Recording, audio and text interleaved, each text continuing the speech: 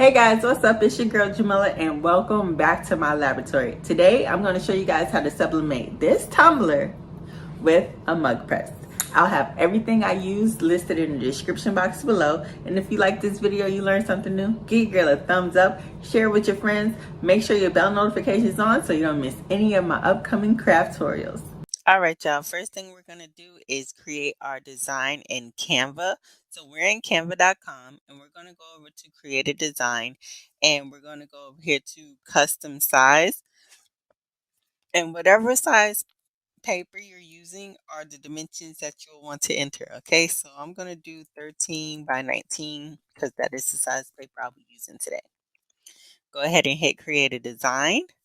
Now, one of the first things I like to do is kind of create a template, if you will, and I'm using like air quotation marks when I say template.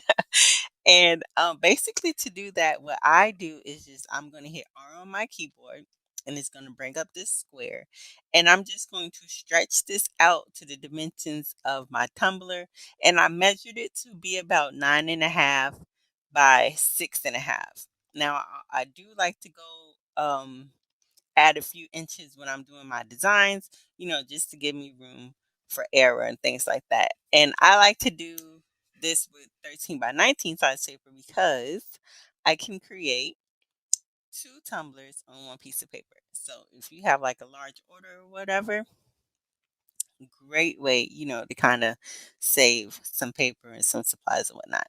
Okay, so since I have this box, and if you click it, mine pops up yellow.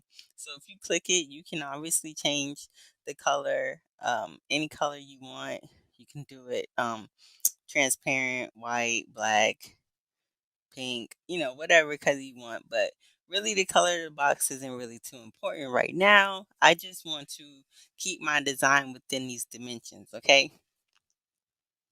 So one of the things I'm going to do is go over here to my uploads, and I'm just going to go ahead and search for the picture that I want to use today.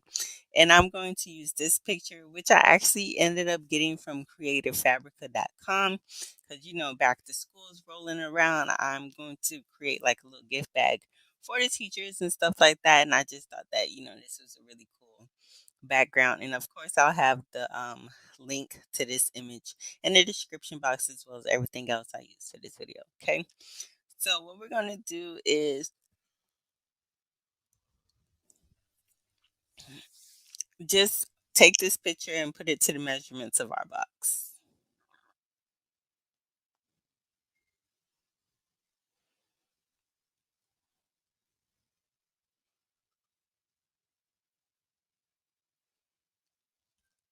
Okay, and so since we have this, we don't even need this pink box, so we can just go ahead and delete it because now this is the measurement of our tumbler, right? 9.5 by 6.5. So I have this background, so now I'm just going to go over here to elements for Canva, and in this blank space right here, I just want to put something. So I'm going to type in teacher and elements. I'm going to hit graphics, and I'm just going to scroll down until I see something that I like.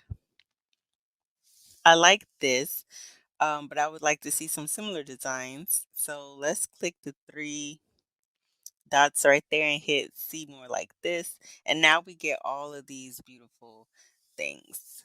So I think, oh, I like this teacher mode. Love that.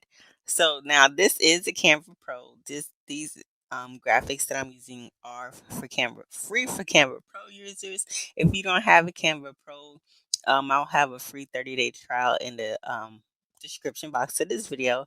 And if you don't have Canva Pro and you've been following me for a while, like what are you doing? Because y'all should already know by now, Canva is like bae. You can do so much stuff, y'all. Seriously, it's like $12 and it's literally worth it. And I know all the stuff that Canva be doing, they're eventually gonna up that price. So listen, get on it while it's affordable. Okay, so we have our teacher mode. I want to change this color. So I'm going to make sure that it's highlighted. Go up here to the top toolbar and let's do red. Cool.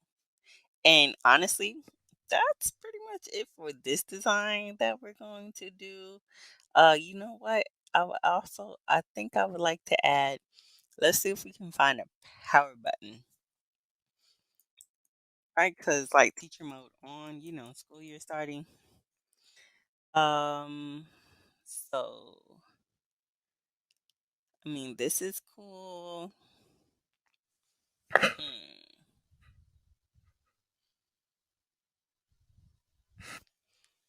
I said I hit. I don't know how I ended up hitting code, typing code, but when I meant to type in button, that's hilarious. Okay, so now we have all these different kind of buttons. Mm-mm-mm.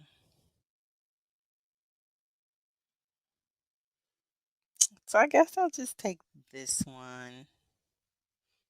Let me see. Maybe I can hit power on.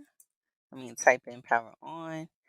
I want kind of like I don't know how to explain it, but I know what I'm looking for. But I can't find it, so I'm not gonna stress myself out right now.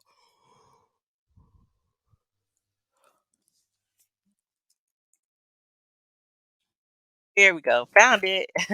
I lied. I am gonna stress myself out. Okay, so I entered power on toggle, and I'm just gonna pick one of these that I like. Just go with this one.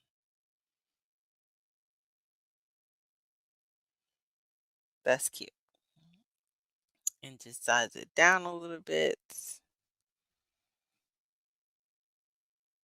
and just scoop this teacher over a little bit. Awesome. So we're just going to go ahead and take everything, and I just like to group it together. When you group it together, everything is one and it won't move. Okay. And that's it for the designing, you guys. Oh, almost forgot. So we need to flip everything, of course, because we're doing sublimation. So just make sure everything is flipped.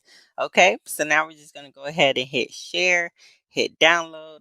We'll save this as a PNG to the computer, and then we'll just go ahead and print. If y'all enjoying this video so far, please give your girl a thumbs up and make sure you're subscribed. So after everything's printed out, this is the frosted tumbler we'll be using. I got this from Heat Transfer Warehouse.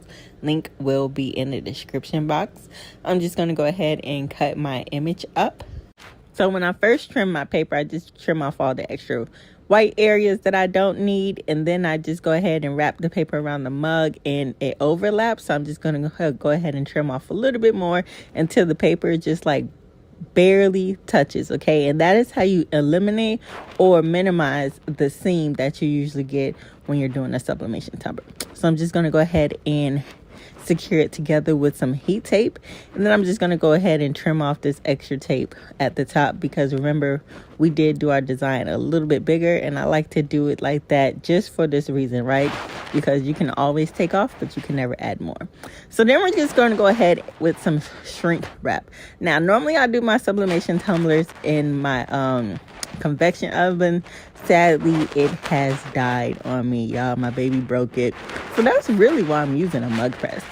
And so this is a 16-ounce tumbler, I believe, which is like, I did a regular stainless steel 16-ounce tumbler video before. I'll leave that in the description box if you guys want to watch that video. So I know it fits in my mug press, but the shrink wrap just gives it a little more pressure, okay? Because, it is a mug press, not really made for tumblers, so the pressure just isn't there. But I do my mug press at 400 degrees. I do 180 seconds, and I just turn it. I have to constantly turn this about 4 times until I get it all the way through. And the rule of thumb I like to follow, y'all, this is just something I made up. If you can see the image, once the image starts coming through the shrink wrap like that, your image is sublimated really good, and you can just go ahead and start removing the paper.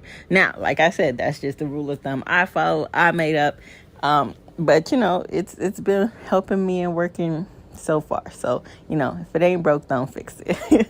But then we're just gonna go ahead and remove the shrink wrap, y'all. Isn't that super cute? Ooh, I love these tumblers. These frosted tumblers are dope.